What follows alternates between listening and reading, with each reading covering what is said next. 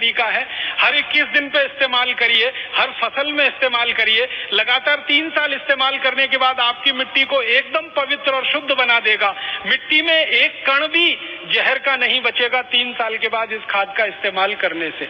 दूसरा, आप इसी तरह से कीटनाशक भी खुद तैयार कर सकते हैं।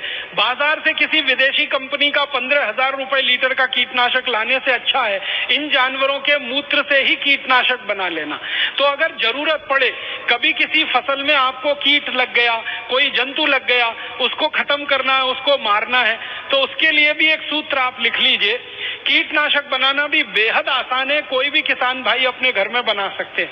कीटनाशक बनाने के लिए क्या करना पड़ता है? 1 एकड़ खेत के लिए अगर कीटनाशक तैयार करना है तो 20 लीटर जानवरों का मूत्र चाहिए, चाहे तो गाय का, चाहे तो बैल का, चाहे तो भैंस का। 20 लीटर। 20 लीटर मूत्र में लगभग 2.5 किलो, आधा किलो प्लस माइनस हो सकता है, 2.5 किलो से 3 किलो हो सकता है, 2.5 किलो का 2 किलो भी हो सकता है, तो आधा किलो प्लस माइनस रख के बोल रहा हूं। लगभग 2.5 किलो, 2 किलो 500 ग्राम नीम की पत्ती को पीसकर उसकी चटनी मिलाइए 20 लीटर मूत्र में। नीम के पत्ते से भी अच्छा होता है नीम की निम्बोली की चटनी। आप जानते हैं नीम पर एक फल लगता है निम्बोली जैसा, वो अगर मिल जाए तो 2.5 किलो निम्बोली की चटनी, वही 20 लीटर मूत्र में मिलाना है, नहीं तो 2.5 किलो नीम के पत्ते की चटनी। इसी तरह से एक दूसरा पत्ता होता है धतूरे का पत्ता, लगभग 2.5 किलो धतूरे के पत्ते की चटनी, 2 किलो 500 ग्राम। धतूरा आप सभी जानते हैं, आसानी से गांव के किसान उसको पहचानते हैं, ऐसा कोई गांव नहीं जहां धतूरा नहीं होता। तो धतूरे के पत्ते की चटनी। तीसरा एक पेड़ होता है जिसको आकड़ा कहते हैं, आंख भी कहते हैं कई लोग, आकड़ा भी कहते हैं, अर्कमदार कहते हैं उसको आयुर्वेद में। तो अर्कमदार, आकड़ा, आंख, इसके भी पत्ते लगभग 2.5 किलो, 2 किलो 500 ग्राम, इसकी चटनी। और इसके बाद चौथा एक पेड़ है जिसको बेलपत्री कहते हैं, जिसके पत्ते शंकर भगवान के ऊपर आप सब चढ़ाते हैं, बेलपत्री, बेलपत्र, बिल्व पत्र भी कहते हैं कुछ लोग उसको। तो बेलपत्री, बिल्व पत्र के 2.5 किलो पत्ते की चटनी। और महाराष्ट्र में तो बहुत बड़ी मात्रा में होता है सीताफल, हमारे उत्तर भारत में उसको शरीफा कहते हैं, महाराष्ट्र में सीताफल और कई जगह सीताफल कहते हैं। तो सीताफल के पत्ते की चटनी 2.5 किलो। अगर आड़ू के पत्ते मिल जाएं, वो भी 2.5 किलो लगभग। परम पूजनीय स्वामी जी कह रहे हैं कि आड़ू के पत्ते में कीट को मारने की या खत्म करने की सबसे ज्यादा शक्ति है, उसका रस पड़ते ही कीट मरते हैं, तो आड़ू के पत्ते अगर मिल जाएं तो और भी अच्छा है। तो ये 5-6 तरह के पेड़ों के पत्ते आप ले लो, 2.5 किलो, इनको पीसकर 20 लीटर जानवरों के मूत्र में डालकर उबालना है, गर्म करना है। और इसमें थोड़ा उबालते समय आधा किलो से 750 ग्राम तक तंबाकू का पाउडर और डाल देना। तंबाकू का पाउडर आधा किलो, कम से कम 750 ग्राम, अधिक से अधिक, ये डालकर उबाल लेना है। उबालकर इसको ठंडा कर लेना है और ठंडा करके इसको आप बोतलों में भर के रख लीजिए। ये कभी भी खराब नहीं होता, ये कीटनाशक तैयार हो गया। अब इसको डालना कैसे, स्प्रे कैसे करना है? जितना कीटनाशक लेंगे उसका 20 गुना पानी। अगर 1 लीटर कीटनाशक लिया तो 20 लीटर पानी, 10 लीटर कीटनाशक लिया तो 200 लीटर पानी। जितना कीटनाशक आपका तैयार हो गया उसको अंदाजा लगा लीजिए आप, जितनी उसकी मात्रा तैयार हो गई उसका 20 गुना पानी उसमें मिला दीजिए। मिलाकर इसको आप खेत में छिड़क सकते हैं किसी भी फसल पर। और इसको छिड़कने का परिणाम यह है कि 2 से 3 दिन के अंदर, लगभग 48 से 72 घंटे के अंदर जिस फसल पर आपने स्प्रे किया उस पर कीट और जंतु आपको दिखाई नहीं देंगे। कीड़े और जंतु सब पूरी तरह से 2-3 दिन में ही खत्म हो जाते हैं, समाप्त हो जाते हैं। इतना प्रभावशाली ये कीटनाशक बनके तैयार होता है। ये बड़ी बड़ी विदेशी कंपनियों के कीटनाशक से सैकड़ों गुना ज्यादा ताकतवर है और एकदम फोकट का है। बनाने में कोई खर्चा नहीं है, जानवरों का मूत्र मुफ्त में मिल जाता है। आपको नीम के पत्ते मुफ्त में मिल जाएंगे, निम्बोली मुफ्त में मिल जाएगी, आंकड़ा के पत्ते मुफ्त में मिल जाएंगे, आड़ू के पत्ते, सब तरह के पत्ते मुफ्त में हर गांव में उपलब्ध हैं। तो ये आप कीटनाशक के रूप में, जंतुनाशक के रूप में इसको इस्तेमाल करिए। और तीसरी एक जानकारी और देना चाहता हूं, अच्छी उत्पादन और फसल लेने के लिए जो बीज आप खेत में डालते हैं उस बीज को पहले संस्कारित करिए, फिर मिट्टी में डालिए। बीज संस्कार करने के लिए एक छोटा सा सूत्र और बताना चाहता हूं, जिसमें बीज को डुबो कर रखिए, फिर खेत में डालिए।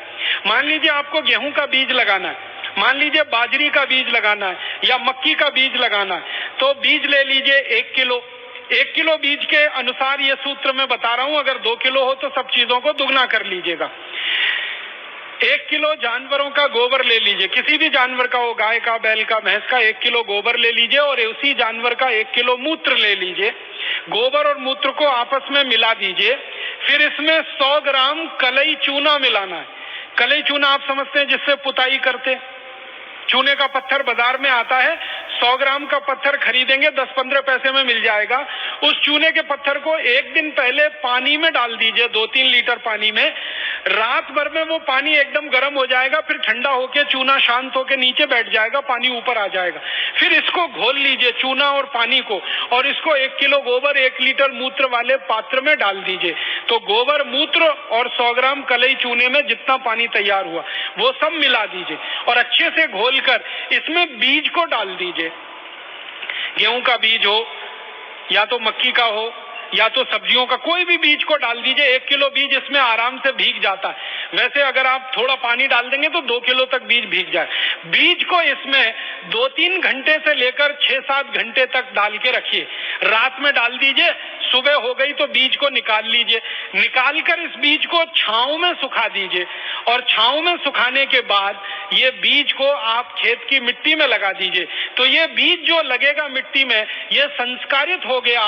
अब इस संस्कारित बीज के 2 फायदे हैं। एक तो फसल का उत्पादन अच्छा मिलेगा और इस फसल पर जल्दी कोई कीट नहीं लगेगा, जल्दी कोई कीड़ा इस खेत की फसल पर आएगा नहीं। तो कीटनाशक, जंतुनाशक से आपको मुक्ति मिल गई और फसल का उत्पादन भी अच्छा हो गया। तो बीज संस्कार करने का एक सूत्र है, कीटनाशक बनाने का एक सूत्र है और खाद बनाने का एक सूत्र है। इन 3 सूत्रों का भरपूर प्रयोग आप अपने खेत में करिए और अपने किसान मित्रों को, किसान भाइयों को ज्यादा से ज्यादा इसको बताइए। मेरा आपसे एक छोटा सा निवेदन है कि अगर आप में से कोई किसान भाई बहन है तो इस वर्ष अपने खेत के कम से कम 1 एकड़ में ये करके देखिए। और 1 एकड़ में आपने ये करके देखा, इसका परिणाम अगर अच्छा आया तो अगले वर्ष आप पूरे खेत में करिए। और ज्यादा अच्छा परिणाम आया तो पूरे गांव के खेत में करा दीजिए इसको, फिर पूरे जिले के खेतों में करा दीजिए। जैसे आप गांव-गांव जाकर योग प्राणायाम सिखाते हैं ना, वैसे गांव-गांव जाकर किसानों को ये सूत्र सिखाना शुरू कर दीजिए गोबर गोमूत्र की खाद का। तो योग प्राणायाम से तो शरीर दुरुस्त हो जाएगा और ये गोबर गोमूत्र की खाद से उनका खेत अच्छा हो जाएगा, मिट्टी अच्छी हो जाएगी, तो सोने में सुहागे की स्थिति बन जाएगी। माने इधर शरीर स्वस्थ हुआ, उधर मिट्टी स्वस्थ हुई, उसमें से पैदा हुआ अनाज स्वस्थ मिला, उसमें से पैदा सब्जियां स्वस्थ मिली, उसमें से घास चारा अच्छा पैदा हुआ। घास चारा जानवर खाएंगे, दूध बढ़ेगा और उनकी बीमारियां कम होंगी। हम स्वस्थ भोजन खाएंगे, हमारी बीमारियां कम होंगी, डॉक्टरों का खर्चा बचेगा। तो सारे जड़ मूल से व्यवस्था का परिवर्तन शुरू हो जाएगा। और मेरा ये मानना है कि अगर एक गांव में एक किसान भाई ने भी ये कर लिया तो 1 साल के अंदर पूरा गांव इसको कर लेगा, इसकी पूरी गारंटी है। क्योंकि भारत के किसान इतने होशियार हैं, इतने अकल वाले हैं कि अच्छी चीज देखते हैं तो उसका पालन करने में वो बिल्कुल देरी नहीं करते। और किसान भाइयों को एक बात बताइए जो उनके दिमाग से भ्रम निकालना है। भारत के आधुनिक कृषि वैज्ञानिकों ने एक भ्रम किसानों के मन में डाल दिया है, वो भ्रम आप निकालिए। किसानों को ये समझाइए कि फसल का अच्छे से अच्छा उत्पादन सूरज की पड़ने वाली धूप से तय होता है, ना किसी दूसरी चीज से। जिस पौधे को धूप जितनी अच्छी मिलेगी, जिस पौधे को पानी जितना स्वच्छ और साफ मिलेगा, जिस पौधे को हवा जितनी अच्छी मिलेगी, उसका उत्पादन उतना अच्छा होगा। दूसरा, मिट्टी में से पौधा जो लेता है सूक्ष्म पोषक तत्वों को, वो कुल मात्रा का 5% से ज्यादा नहीं होता। मात्र 5% ही पौधा मिट्टी से लेता है, 95% पौधा सूर्य से, हवा से और पानी से लेता है। इसलिए किसानों को यह समझाइए कि सूरज की धूप पौधे को ज्यादा से ज्यादा मिले, इस पर वो ध्यान दें, ना कि खेत की मिट्टी में से सूक्ष्म पोषक तत्व ज्यादा मिले।